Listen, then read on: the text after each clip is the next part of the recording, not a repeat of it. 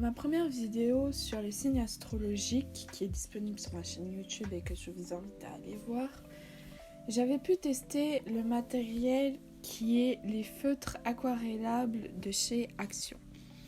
Et il s'avère que à ce moment-là, ça avait failli niquer mon dessin puisque ça avait tout simplement niqué ma feuille. Ça avait failli faire un trou dans ma feuille et depuis ce moment-là, je ne les avais pas réutilisés.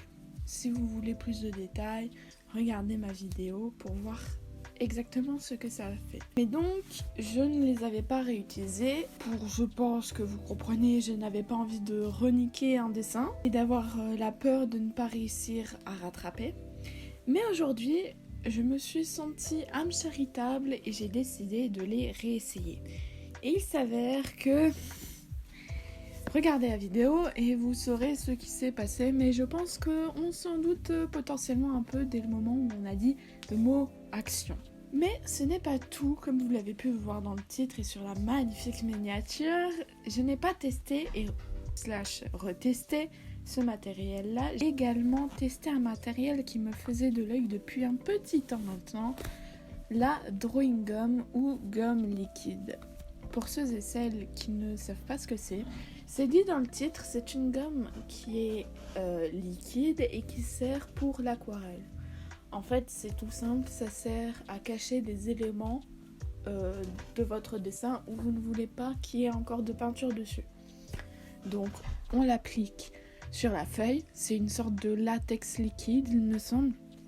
On l'applique sur la feuille, ça sèche, vous pouvez peindre.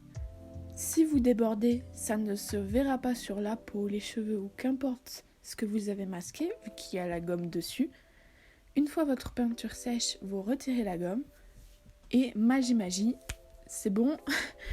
Vous pouvez continuer à peindre sans que vous n'ayez aucune trace sur votre dessin.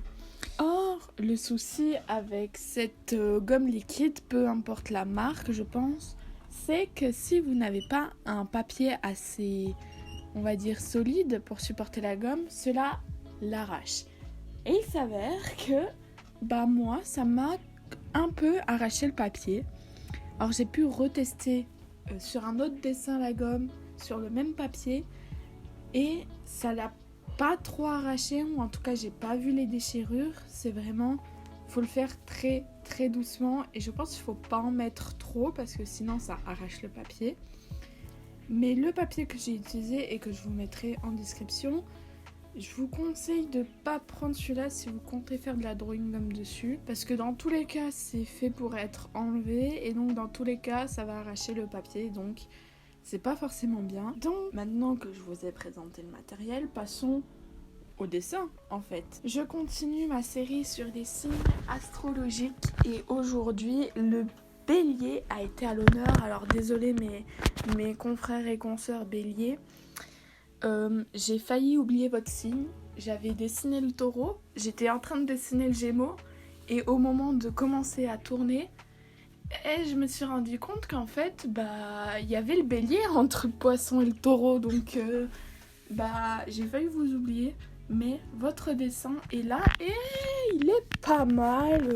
Je pense que vous pouvez être content. Nous allons tout de suite passer à la présentation de notre signe. Nos chers amis béliers sont donc nés entre le 20 mars et le 19 mars. C'est un élément du feu. Ils aiment la rapidité, l'ambition, le mouvement. Et ils détestent ne rien faire, attendre la mollesse, l'indécision. Pour ce signe évoque le retour du printemps, en référence aux bergers qui sortent à nouveau les troupeaux dans les champs. Ce signe est aussi lié au mythe de la toison d'or. Donc le bélier était l'animal que Zeus envoya parmi les étoiles pour l'éternité.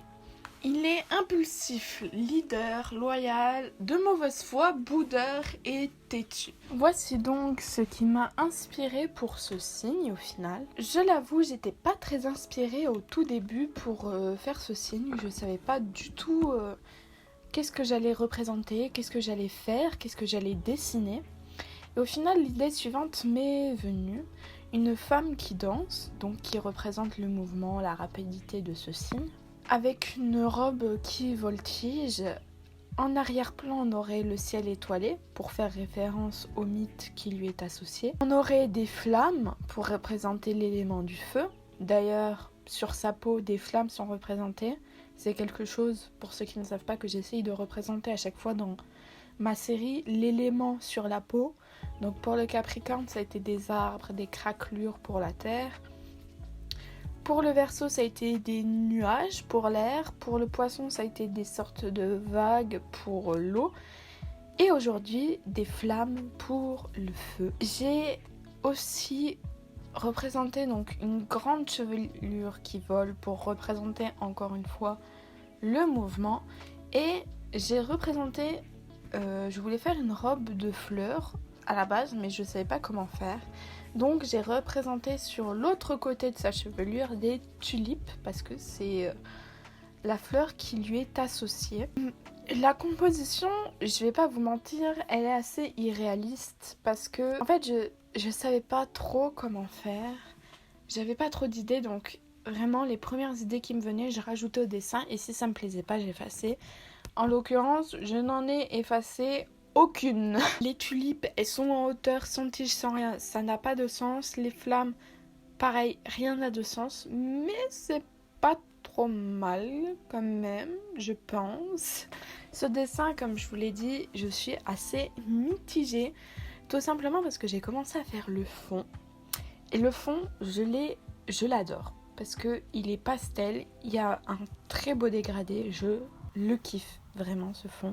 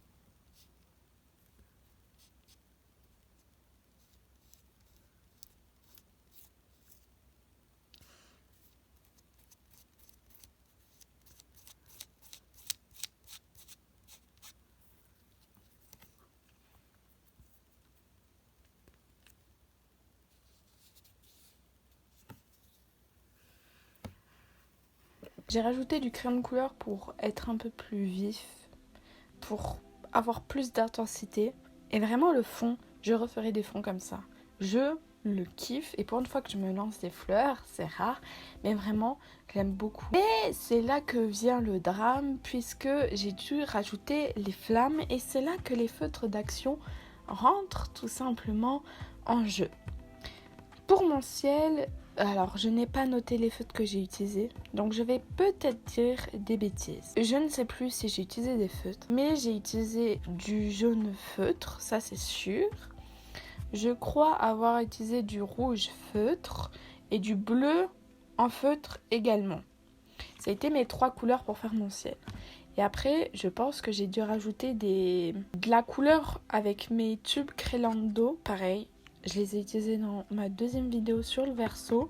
N'hésitez pas à aller la voir. Dans le petit i, pareil, toujours. Mais donc, jusque-là, ça se passait bien. En fait, j'utilisais une technique qui est tout simplement de colorier sur ma palette avec mon feutre pour avoir l'encre, rajouter de l'eau, et j'ai mon aquarelle. Le défaut avec cette technique, c'est que l'aquarelle, du coup, paraît très très pâle, ça fait des couleurs pastel. Donc pour avoir une couleur vive, ce que j'ai fait pour les flammes, j'ai appliqué le feutre directement sur le papier. Et là, c'est le drame, puisque au début, tout allait bien, c'était des petits éléments, tout allait bien. Mais ensuite, le drame est arrivé, puisque ça a commencé déjà à déborder. Ça ne me faisait pas un aplat uni. Et surtout, alors ça c'est un autre détail, mais quand je touchais un autre élément, peu importe que j'ai attendu des heures ou pas, la peinture serait activée direct. Alors, je ne l'ai pas remarqué en tout cas sur mes autres peintures, mais là c'était horrible parce que dès que je touchais un élément proche par exemple du rouge, où j'ai fait que du feutre aquarellable, ensuite le rouge il se réactivait. Et c'était infernal parce que peu importe la délicatesse que j'utilisais, toujours ça venait déborder, toujours ça venait réactiver la peinture. Et c'était infernal. Et sur mes autres peintures, ou en tout cas ça le fait beaucoup moins, ça me le fait pas autant. Et c'était hyper chiant parce qu'à chaque fois que je réussissais à rattraper le truc, je venais gâcher un autre élément. Et donc c'est pour ça que déjà je n'aime pas ces feutres, parce que je ne les aime pas. Peu importe les jours, le temps, les heures que je mettrai pour que ça sèche, ça se réactivera forcément. Et c'est trop chiant. Donc après, les seules fois où j'ai réutilisé les feutres, ça a été en palette. Et là encore, c'était trop chiant parce que c'était hyper pâle. Je voulais des couleurs parfois un peu plus vives. Pas forcément flashy, mais plus vif. Pas avoir un bleu pastel, un bleu quoi. Et c'était pas possible. Donc ces feutres, j'ai essayé de les utiliser. Mais au bout d'un moment, si je voulais avoir un dessin qui était potable, fallait que je les abandonne. Et même à un moment, vers la fin du dessin, c'était tellement infernal, je voulais tellement arrêter ce dessin que j'ai arrêté de peindre et j'ai fait que soit au feutre à alcool pour rattraper, mais par exemple, les flammes ont été faites au feutre à alcool à la fin pour rattraper. Vous le verrez, ou vous l'avez vu. Je n'ai pas écrit mon texte et je pense que cette vie... J'ai pas de texte, alors ça n'a pas de sens, ce que je dis sûrement. Mais donc, à un moment, j'ai dû arrêter l'aquarelle parce que peu importe ce que je faisais, ça débordait. Ou alors, il y avait un truc qui n'allait pas. Donc, au bout d'un moment, j'ai laissé tomber et j'ai accepté que je pouvais plus peindre. Parce que si je peignais, j'allais gâcher le dessin. Ces feutres, je les recommande pas du tout. Ou alors, c'est moi qui les utilise mal. Mais vraiment, c'était infernal de les utiliser. J'avais peur que ça me fasse ça. Et au bout d'un moment, j'ai commencé à voir que ça allait abîmer mon papier. Et j'ai arrêté de les utiliser. Je savais que m'acharner, ça n'allait pas fonctionner. Alors j'ai accepté et j'ai laissé tomber les feutres. J'ai pris mes crayons de couleur, j'ai pris mes feutres à alcool, j'ai essayé de rattraper. C'est pour ça que je suis assez mitigée. Parce que je l'ai pas fait entièrement à l'aquarelle. Et que la composition, elle est pas comme d'habitude. Et même, les flammes, je les trouve trop flashy avec le feutre à alcool. La robe, je l'aime beaucoup parce que donc j'ai utilisé il me semble au début que des couleurs feutres et après je suis passée au tube. En tout cas, j'aime beaucoup la robe. La peau, ça a été les tubes. Les cheveux, ça a été les tubes. La corne, ça a été du Stabilo. J'aime beaucoup les cornes, même s'il n'y a pas trop de sens, elles sont là, mais elles sont là pour dire que c'est le bélier. Le ciel étoilé, je l'aime beaucoup, même si j'ai dû repasser avec des crayons couleur, etc. Ce dessin, il y a beaucoup d'éléments que j'aime, mais il y a aussi beaucoup d'éléments que j'aime pas. C'est pour ça que je suis assez mitigée. Et voilà, je crois que j'ai tout dit. Encore une fois, j'ai pas écrit mon texte. Ça a été un peu à l'arrache. Je parle comme ça, sans même avoir le dessin sous les yeux, sur ce que je me souviens. Et si ça marche, tant mieux. Si ça marche pas... pas tant mieux. Mais donc voilà, pour conclure cette vidéo, la drawing gum, franchement, j'aime beaucoup. Je vais la réutiliser. Je vais essayer de pas arracher mon papier avec. Mais franchement, rajoute une étape de plus. Mais c'est très utile parce que ça faisait tellement du bien de pas faire attention et de juste peindre et de pas faire attention. Vraiment, pour une personne qui n'est pas délicate comme moi, c'était bien.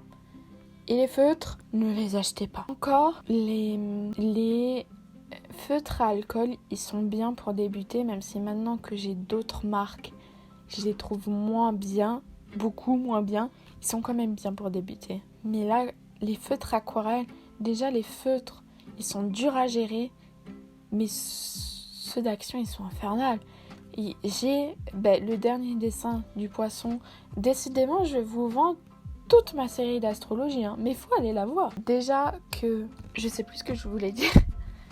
Franchement, l'aquarelle action que j'ai testée dans ma vidéo précédente sur l'astrologie, elle était clean. Je m'attendais à rien. Elle était clean, elle était propre, elle est franchement bien.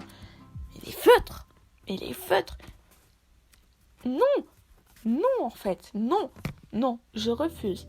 Et si vous arrivez à faire quelque chose avec, dites-moi comment vous avez fait, parce que moi je n'y arrive pas. Voilà, c'est la fin de cette vidéo.